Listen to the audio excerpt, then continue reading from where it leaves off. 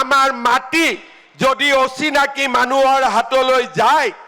আমি জাতি হিচাপে জীয়াই থাকিব নোৱাৰিম প্ৰতিগৰাকী ব্যৱসায়ীয়ে সিদ্ধান্ত ল'ব লাগিব প্ৰতিগৰাকী উদ্যোগপতিয়ে সিদ্ধান্ত ল'ব লাগিব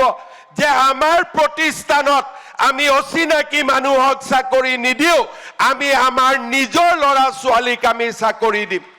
প্ৰতিগৰাকী অসমীয়া উদ্যোগপতি প্ৰতিগৰাকী অসমীয়া ব্যৱসায়ীয়ে সিদ্ধান্ত ল'ব লাগিব যে মোৰ গাড়ীখন অচিনাকি মানুহে নচলায় মোৰ গাড়ীখন মোৰ অসমীয়া যুৱক যুৱতীয়ে চলাব অসমৰ যুৱক যুৱতীয়ে চলাব অৰ্থনীতি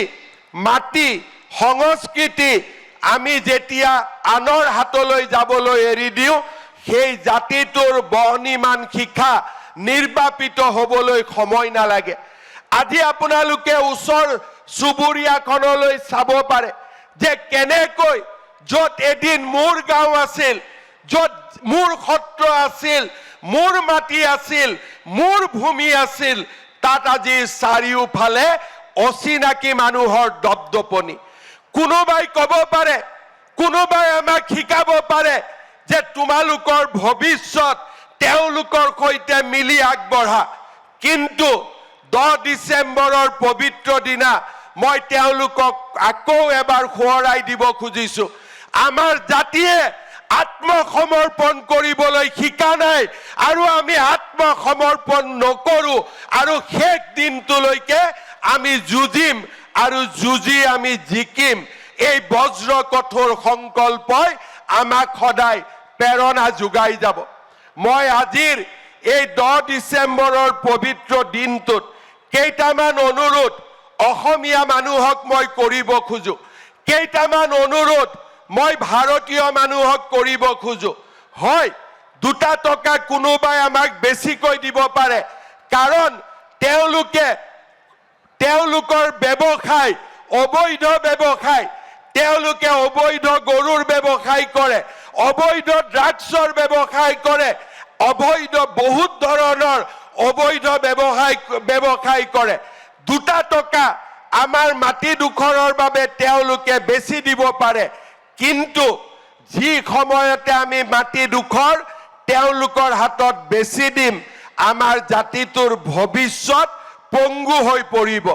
আৰু সেই কাৰণে মই প্ৰতিগৰাকী অসমীয়া আৰু ভাৰতীয়ক অনুৰোধ কৰিম নিজৰ মাটি কেতিয়াও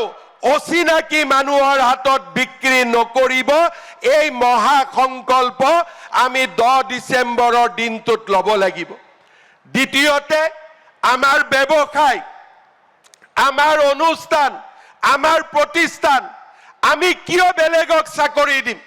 আমি কিয় অচিনাকি মানুহবিলাকক মাতি আনিম আমি সংকল্প ল'ব লাগিব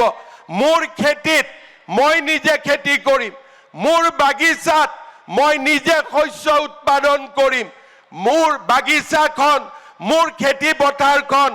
আন কোনোবাই আহি চহাব আৰু আমি তাক মানি লম এই নীতিৰ আমি পৰিৱৰ্তন কৰিব লাগে কাৰণ তেওঁলোক মাটি চহাবলৈকে নাহে তেওঁলোকে মাটিত চিৰস্থায়ীভাৱে থাকিবৰ কাৰণে আহে এবছৰ মাটি চহাব 2 বছৰ মাটি চহাব 3য় বছৰৰ দিনা ক'ব এই মাটিৰ ময়ে মালিক গতিকে এই মাটিৰ পৰা আপুনি আঁতৰি যাওক সেই কাৰণে আমি নিজে খেতি কৰিম কোনোবাই আমাক আহি খেতিত সহায় কৰিব নালাগে আমাৰ মহানগৰ নগৰসমূহৰ দোকানবিলাকত আমি আমাৰ যুৱক যুৱতীক কামত ৰাখিম আমাৰ ফ্লাইঅভাৰ ফুটপাথত অচিনাকি লোকক আমি ব্যৱসায় কৰিব নিদিও আমাৰ যুৱক যুৱতীয়ে তাত ব্যৱসায় কৰিব তেনে সংকল্প আমি 10 ডিচেম্বৰৰ দিনটোত ল'ব লাগিব নহলে আমাৰ জাতিটো কেতিয়াও বহুত দিনলৈ জীয়াই থাকিব নোৱাৰে আমাৰ জাতি জীয়াই থাকিব লাগিব অসমীয়া জীয়াই থাকিব লাগিব আৰু অসম আৰু অসমীয়া যদি আমি জীয়াই থাকিব লাগে আমি নিৰন্তৰভাৱে সংগ্ৰাম কৰি যাব লাগিব 860 গৰাকী শহীদৰ কেঁচা তেজক মনত পেলাই আমি যতে যেনেকে পাৰো আমি জাতিটোক সুৰক্ষিত কৰাৰ বাবে চেষ্টা কৰি যাব লাগিব যোৱা 5টা বছৰত লাখ লাখ বিঘা মাটি আমি অচিনাকি মানুহৰ হাতৰ পৰা মুক্ত কৰিছো আজি অসমত চৰকাৰী চাকৰি অচিনাকি মানুহে নাপায় মাত্ৰ চিনাকি মানুহে পাব তাৰ ব্যৱস্থা আমি কৰিছো আমি যিকোনো খবৰৰ বাবে যোগাযোগ কৰক 7099017330 লগতে 7099017110 নম্বৰত